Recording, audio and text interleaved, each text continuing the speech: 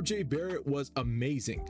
37 points, 6 rebounds, 6 assists, and he did it all in a Raptors win against Golden State. Whether it be mismatch hunting, whether it's be operating out of the pick and roll, attacking in transition, or getting down dirty in the post, as well as 3-point shooting. So much catch and shoot 3-point shooting. We saw all of what makes RJ Barrett such a tantalizing young prospect. And while other GMs in the league might be calling him a toxic asset, today shows why he's not that. He's a very promising young player, and he is a big piece for the Raptors moving forward. So let's get right into the footage. So first play of the game, Emmanuel quickly has the ball up top. You're going to see Jakob Poeltl set this pin down screen for RJ Barrett. RJ Barrett being guarded by Steph and Curry to start off. Obviously, the Warriors need to hide Steph on someone, and there's not really a good option. They don't want to put him on Emmanuel quickly so he gets too tired, and then the Raptors 3 forwards, they only have so much size to go around. So RJ Barrett here springs free off the screen from Jakob Poeltl and gets a catch and shoot 3 from the right wing. Steph kind of gets there for a contest, but again, he's a little bit too small, and you knew it was a good night for RJ Barrett. He hits his first shot right out the gate, and not a good night for the Warriors as the first pass is a turnover. Here RJ Barrett gets the turnover, comes down lane in transition. Now I want to point something out. RJ Barrett, left-handed player, right? Strong hands, left hand. Look at Jonathan Kuminga's feet. He is taking away RJ Barrett's right hand and angling him to his left. So obviously, you know, the majority of players in the league are right-handed, so defenses commonly want to take away the strong hand, but RJ Barrett, left-handed, confuses quite a few defenses. Here Jonathan Kuminga accidentally gives him an open left-handed layup. RJ Barrett too strong, too easy for him. This next possession, you've got RJ Barrett attacking Steph Curry in the post. Again, the Raptors are very happy to find RJ Barrett on a mismatch all game. And you're going to see a couple things here. So RJ Barrett lining up Steph. The Warriors know they have to help. Here, Klay Thompson's going to jump in to help, but Scottie Barnes makes a great cut down the middle, and Klay Thompson has to retreat right away to Scottie Barnes because you can't leave Scottie open in the paint by himself. RJ's going to keep backing out Steph. Now he's got 2 feet in the paint, turns over his left shoulder. You see Klay Thompson's pulled out. Trayce Jackson-Davis has to be pulled out to Poeltl in that push shot zone for him, and Andrew Wiggins obviously can't do anything because he's got it quickly on him, and this is over already. RJ gives Steph the bump, creates the space. He's left-handed, so he just rises straight up for a nice little push shot. Trayce Jackson-Davis isn't getting anywhere there, no contest, and an easy finish for him. Bully ball, simple stuff. Here the Raptors get a nice little steal. RJ active hands, and Pascal gives him a pass right on the money, and RJ right at the rim already. That's a good lead pass where the receiver does not have to put the ball back down and can just go straight up for the layup. Good job by the Raptors turning defense into offense. They were great at pushing the pace all game. Here RJ, great contest, and then pushes the pace off the rebound. You see he's looking. Gary's out here. Most Moody's already shading over, but look at who's down in the middle. The paint is being guarded by Brandon Pajemski, way too small, and you've got both RJ and Scottie attacking. And again, RJ left-handed. Look at Brandon Pajemski here, lines it up to take away RJ's right hand, not his left. Corey Joseph's cheating down. Obviously Moses Moody's not going to be able to help down here because he's got to get pulled out to the shooter, and RJ just walks in, gives him a bump, gets to his left hand, which is his dominant hand, and Trayce Jackson-Davis trying the last second to get in there, but RJ with a great finish off the glass. Probably should have been a foul call, but again, smaller player, you're not going to get that call always. Here the Warriors come out, they've changed it up, they're going zone, they got a 3-2 zone in place, and Brandon Pajemski gets a little bit confused with that Jakob Poeltl assignment. Jakob Poeltl pulls through the lane. Dario Saric is telling Pajemski get out wide. Dennis Schroeder does a great job, great read, hits RJ early. RJ's already hit a 3 from this side, catch and shoot again, and he nails it. RJ 36% on catch and shoot 3s for the season, 45% as a Raptor. These are the types of looks you want. 36% is a good percentage on volume for a shooter. That's not a bad percentage. 3-point shooter, that's a good percentage 3-point shooter. And RJ has been great as a Raptor because he's been getting a steady diet of those looks and very open looks tonight against Golden State, as you'll see. A couple possessions later, Chris Boucher running in transition, pulls everybody in, and Dennis Schroeder, great job, automatically, look at this, he basically one motion makes this pass, catches, boom, knows RJ's coming down that wing, RJ catch and shoot, stepping right into another open 3, same side. He's hit 3 from the side now. Again, catch and shoot looks very important for him. Here Scottie Barnes with the block, Emmanuel quickly takes 2 dribbles, doesn't care to hold on to the ball too long, gets rid of it right away to Pascal Siakam.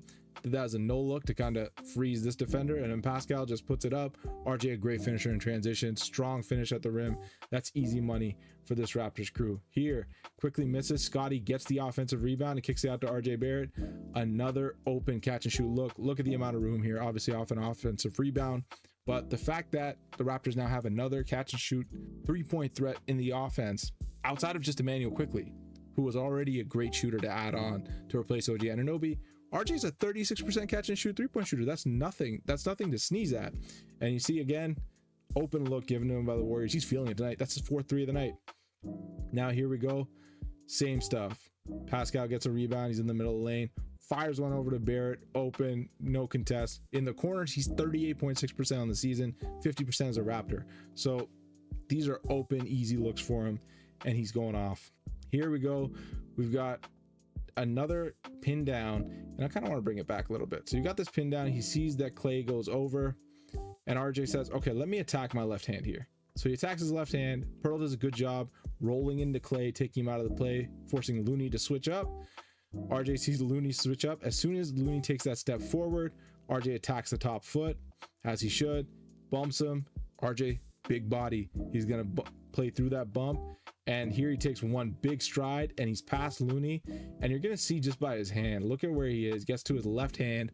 Again, Looney is guarding to take, Gucci's parting it straight. He probably wanted to take away his left hand here, really isn't able to do so. RJ able to bully his way to his left hand, and look at where he gets his hand, right at the rim to finish. He's got his body in between him and Looney, and that's an easy finish for him. Simple stuff, and just the play with the angles on these drives is great. Here you see GTJ almost loses it. RJ gets to ISO on Dario Saric here from the perimeter. Saric, he's a bulky guy. He can take a couple of hits from RJ, but RJ's got the foot speed. You see RJ here attacks middle, takes this hit from Saric, jump stop into the middle, and does this head fake. This head fake sends Saric going and opens up the angle for RJ Barrett to get back to his left hand. Again, these are little tactics of not only just driving to drive, but driving and knowing what you're setting up. You're setting up your strong hand again. And again, these defenders are having to deal with Pascal Siakam the entire game, trying to get to his right hand. Now you've got RJ Barrett, who's constantly trying to get to his left hand. So it puts the defender in a like 2 minds in terms of how to defend. Their natural instincts to take away the right hand, they've done a good job. But here you see they've actually made a crucial mistake. RJ gets his shoulder right into Sarge, takes the contact, and finishes off the glass with a strong hand. And look at that, flexing for the team, because that's a big beefy boy. Good stuff from RJ. And again, attacking the mismatch. Now he's got Moses Moody on him, a little bit quicker defender, but again, slighter frame. And what RJ is going to do, he's going to get the clear out here. The only person here is Jakob in the dunker spot, and then you've got your shooters outside. Here RJ is able to use a quick first step and time it with Moses's first step forward to create the angle to get past him. Moody doesn't have the strength once RJ's got the arm blocking him away, and he just gets walked right into the paint. RJ, 2 strong feet in the paint. Looney here closes out, but Moody's right in front of him, so Looney can't really contest here. And now you're going to see RJ just rises up over the shorter defender and gets a nice easy finish right in the center of the paint. And that's his 37 points on the night. So you're seeing, like, these are all the strengths that RJ has. He's able to attack mismatches, and with the way that the Raptors are, they've got these 3 forwards.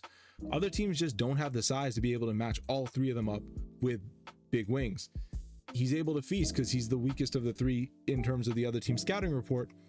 And he will have this on most nights where he'll have the weaker defender to attack, where he'll be able to use his bully ball and his dribble to get downhill, get into the paint, and then create opportunities. And now, talking about those opportunities, let's go into some of the assists that he had on the night. Here on this first read, you've got Pirtle setting a screen on Klay Thompson, and you've got Gary Trent setting a screen on Trace Jackson Davis, a double screen here. And as RJ comes off, Klay Thompson's taken out of the play by Pirtle. Gary slips the screen and pops out for the 3. And you're going to see both Trace and Wiggins be so concerned with RJ going to his left. RJ already rang up 17 points in the first quarter, so obviously they're very concerned about him getting downhill. They both go to RJ. Klay Thompson realizes, we've made a mistake. RJ makes the read to pass over the top to Gary Trent. Klay's able to make a good closeout here, but really Gary probably had the shot here with the step. Gary decides he's going to pump and go. Klay, obviously not the same defender that he was years ago, a little bit slower. doesn't have the same breaks, and Gary's able to get around him and get back downhill and make a nice left-handed layup. Honestly, great play by Gary, but a good read by RJ out of that pick and roll. This next read is a transition read. So here you're going to see Pascal Siakam get the stop on Jonathan Kuminga, all ball. We're going to love that. And here we're going to see RJ, he gets the ball and he's looking up. Head is up as he's dribbling. He sees Pascal flash, but there's an Andrew Wiggins back here. And that causes RJ to hold up his dribble a little bit, try to create that angle again. He isn't able to create the passing angle. It's like, okay, if you can't get the early pass off, you know, hey, I'm having a hot night. I have 30 plus points already. The defense is keyed in on me. Let me drive straight down the middle, draw in all the defenders. You see that the defense has shifted over towards Pascal Siakam. Chris Boucher striking through the middle here with pace means that Corey Joseph is getting caught up. RJ sees Joseph's in the middle. Gary Trent Jr. in his periphery is open, hits him on the money, and Corey Joseph recovering from the paint. He's just not long enough to really make a good contest here. This is a gimme shot for Gary Trent Jr., a great rhythm shooter, and he nails it. Gary was great this game, did a great job finishing the shots that he got, and that's kind of what you want. Here, this final read, again, this is in the fourth quarter here. They're going to run a pick and roll. Porter doesn't really land a body on him, but again, forces Brandon Pajemski to go just high enough where now he's gone. He's too small. RJ's too big and beefy a boy for this to matter anymore. So now he's got him on his arm. He's dribbling comfortably. He's not affected by this. Dario Saric here again isn't going to really realize that RJ's a left-handed player, because watch how he plays him in the drop. RJ's going to his right hand. So realistically in this situation, you just want to cut off the pass to the roller and force him to keep going down his right hand. You've got help this way. Instead, Saric plays it very square, swipes at the ball to take away the lane going right. And what that does is you see RJ Barrett, he's looking up. He sees Corey Joseph has stepped into the paint. Boucher's going to be rising. That's kind of what they do in these possessions. So he knows that he's going to have an open shooter on the opposite wing, and he makes the read to pass, jumps off the wrong foot, right foot jumps off and makes this nice little pass across to Chris Boucher, who in rhythm nails a three. Chris Boucher 7 for 7 for the night. He was also amazing. And that's the entire package from RJ Barrett. You saw the bully ball. You saw him attacking mismatches. You saw him getting into the post. You saw him making reads out of the pick and roll, and you saw him hitting those catch and shoot threes. Again, 36% on catch and shoots, 45% as a Raptor, 38.6% on corner threes, 50% as a Raptor. He's getting these great looks because of just what his role is on offense. He is the third or fourth guy. And then with the bench units, he's able to just bully in and use his dribble, which is very functional for him, to get into the paint, draw some help, and either make the pass or then use his strength to get to his left hand. Also, because he's a left-handed player, you're constantly seeing defenders mess up, especially when they don't have a hard scout on him. A regular season, teams aren't going to be able to scout him on top of Scotty Barnes, on top of Pascal Siakam, on top of Emmanuel Quickly. Maybe in the playoffs you see a bit better, more detailed defense, but here you see him just feasting on defenders who in the spur of the moment just aren't able to make the read. A breath of fresh air for the Raptors. RJ Barrett's been amazing. 37, 6 and 6. Can't really say much more than that. If you like this content, please subscribe. Also subscribe on our Substack at prosandclaws.substack.com. The link is in our bio. Leave a like, hit that bell notification. If you like this content, leave some comments, please. We love it. Always appreciate the feedback, and we'll catch you again for more.